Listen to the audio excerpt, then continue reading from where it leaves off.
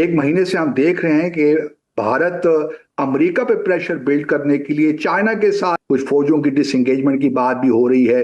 बल्कि जो कैलाश मानसरोवर यात्रा है वो तो शुरू भी हो जी चुकी हाँ। है, डायरेक्ट फ्लाइट्स की बात भी हो रही है। तो वो भी अपने आप को रिपोजिशन कर रहे अच्छा, हैं कि अमेरिका पे प्रेशर बिल्ड अब कर। भारत डटा हुआ है बाय द वे। अगर अमेरिका ऐसे पाकिस्तान को धमकी देता तो फौज ने यूं हुकूमत बदल देनी थी, और बदल दी पहले।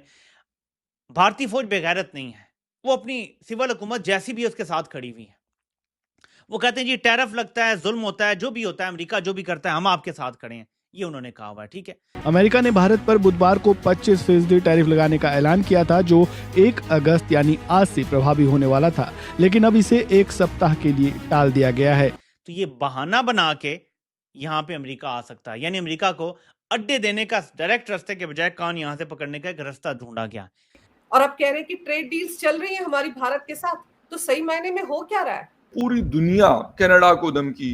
आपने अगर फलस्तीन के हवाले से कोई बात की तो आपके ऊपर हम ट्रेड बैरियर्स लगा लें। नमस्कार दोस्तों, अमेरिकी राष्ट्रपति डोनाल्ड ट्रंप का 25% टैरिफ वाला बम भारत पर 1 अगस्त से गिरना था।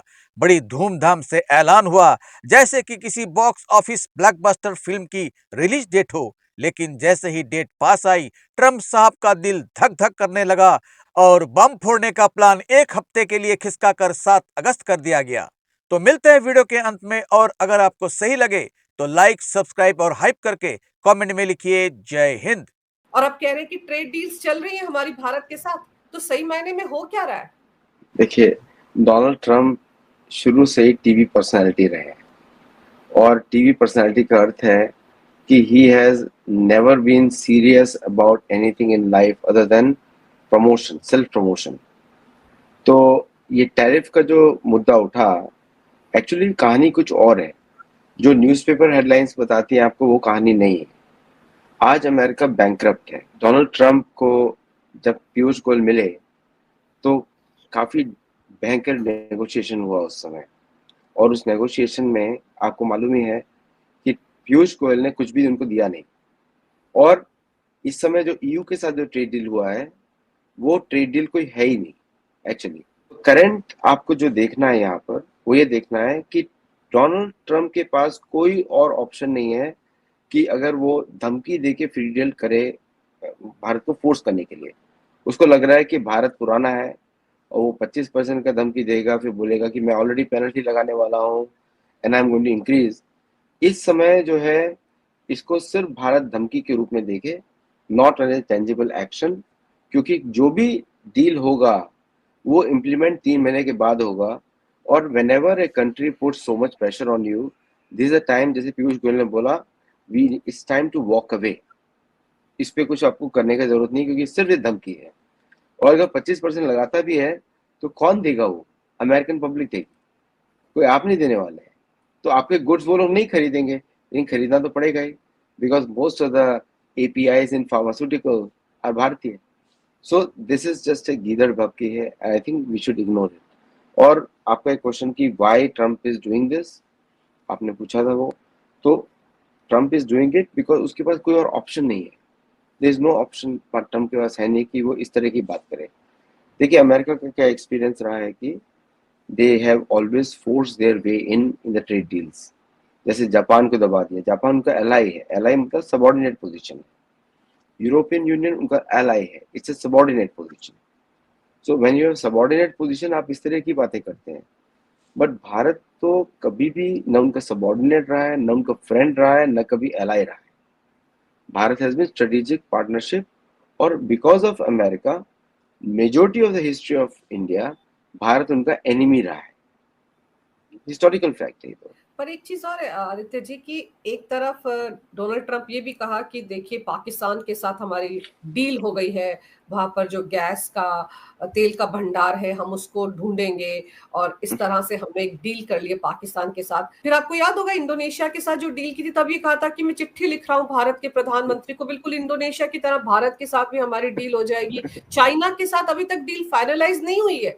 तो ये सब क्या है मतलब? और फिर ऊपर से रूस के साथ भारत के रिश्ते, इसलिए पेनल्टी लगाऊंगा क्योंकि रूस के साथ भारत बहुत कारोबार करता है, अमेरिका के साथ इतना कारोबार नहीं करता है। तो बेसिकली भारत और रूस की दोस्ती से समस्या है डोनाल्ड ट्रंप को। ये ट्रम्प के दिमाग में आबरा का डाबरा चल रहा है, उसको मेडिकल हेल्प चाहिए। अच्छा, उसको आपने इतने सारे ट्रेड डील्स की आपने बताया, इंडोनेशिया, किसी ने भी डील साइन नहीं करी अभी तक, किसी ने भी साइन नहीं करी है। जापानीज फॉरेन मिनिस्टर ने बोला है कुछ हुआ ही नहीं एग्री अभी तक, जापानीज फॉरेन मिनिस्टर ने बोला है। चाइना ने बोला we have agreed on the interim trade deal. अब चाइना को इसलिए नहीं छू रहा है कि अगर चाइना को ज्यादा उसने टच किया तो अमेरिका में टॉयलेट पेपर की कमी हो जाएगी। That's exactly why they are not touching China. और उन्होंने जो आपने इंडोनेशिया की बात की, Indonesia is irrelevant in number of matter of trade actually, Bharat America के लिए इररिलेवेंट है वो।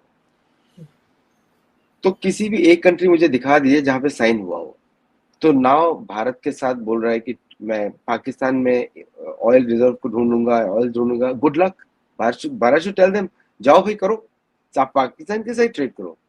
देखिए the foolishness of Trump has been, ये होता है कि जब आप किसी बिजनेसमैन को जो सिर्फ फ्लूक दे के बड़ा हुआ हो उसको आप बना दे राष्ट्रपति, तो इस तरह के डिसीजंस होंगे सारे। उसको लगता है कि वो अमेरिका की लोकल डोमेस्टिक कंपनीज के साथ डील कर रहा है। वो इतने सारे लफड़ों में फंसा हुआ है, एप्स्टाइन और ये दिन ये लिस्ट, तो उसको कहीं ना कहीं दिखाना है कि मैं देखो मैं कितना ट्रेड डील करके ला रहा हूँ। आपको लगता है कि ईयू का डील उसका क्लोज हो गया? उर्सुला को रिजाइन करना पड़ेगा। I predict on your channel Ursula will have to resign. France will not sign it, Hungary will not sign it, Norway will not sign it. Norway की तो पूरा रेवेन्यू खत्म हो जाएगा, कंट्री बंद हो जाएगी। हमारे लिए तो अच्छा है क्योंकि नोबेल पीस प्राइज वहीं से आता है। So but I am saying कि what he is saying on the screen, वो किसी भी तरह चाहता है भारत के ऊपर दबाव बनाने के लिए, भारत से उसकी डील हो जाए तो दिखा दे किसी को। सबने झूठ बोल दिया और उसने बोल भी दिया, 200 लेटर्स उसने भेजे थे। तो दोस्तों, अब आप सोचिए, दुनिया के सबसे ताकतवर देश का राष्ट्रपति और हालत ऐसी कि टैरिफ लगाने से पहले ही डेट बदलने का शौक चढ़ गया है। यह कुछ वैसा ही है जैसे बारात के दिन दुल्हा बोले, अरे पगड़ी कसकर नहीं बैठी, चलो शादी अगले हफ्ते करते हैं। दरअसल ट्रंप को लगा होगा कि भारत पर टैरिफ लगाना तो बच्चों का खेल है, बटन दबाया और बस सब ठीक। लेकिन जब असलियत का सामना हुआ तो समझ में आ गया कि यहां मामला ड्राइंग रूम पॉलिटिक्स जितना आसान नहीं है। भारत कोई कोने में बैठा डरपोक खरगोश नहीं, बल्कि ऐसा शेर है जो जवाब देना जानता है। इसलिए ट्रंप साहब अब हर बार नई तारीख बताकर मानो यही कह रहे हो, रुको रुको, अभी मेरा मूड नहीं है, अगली बार देखना। लेकिन यह अगली बार कब आएगी यह खुद ट्रंप को भी नहीं पता। अब कितनी बार ये 7 अगस्त के डेट को आगे टालते रहेंगे यही देखना है। और सबसे मजेदार बात, तारीख पर तारीख डालने का इस खेल में ट्रंप का अंदाज पूरा बॉलीवुड वाला है।